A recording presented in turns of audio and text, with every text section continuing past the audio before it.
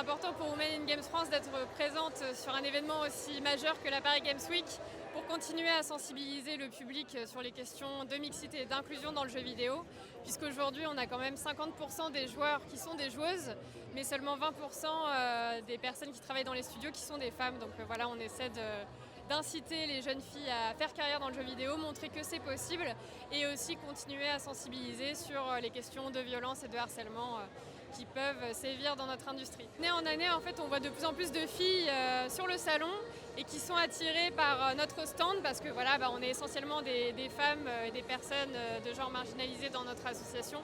Donc le stand de Women in Games, il est aussi perçu comme un espace safe pour les jeunes filles qui viennent et voilà, elles sont intéressées, elles veulent savoir ce qu'on fait dans l'industrie, elles se renseignent sur les métiers, sur les différents jeux.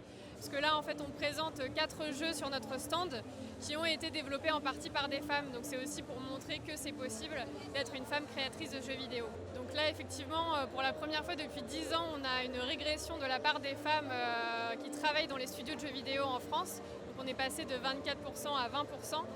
Et moi je pense que c'est dû en partie à la crise économique que traverse le jeu vidéo, parce que c'est très probable qu'on a des femmes juniors ou freelance sur des postes un peu plus précaires qui ont été écartées de l'industrie, qui ont dû peut-être se reconvertir dans d'autres secteurs.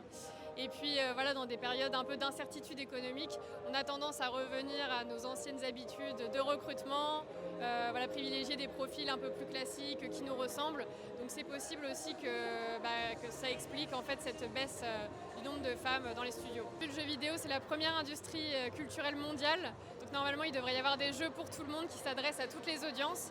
Et donc pour avoir des jeux qui soient les plus authentiques et diversifiés possibles, il faut aussi une diversité de perspectives. Et plus on aura des équipes qui sont diverses en termes de genre, d'origine, etc., plus on aura des points de vue différents et plus on pourra nourrir la créativité et donc avoir des jeux de meilleure qualité qui plaisent à tout type d'audience.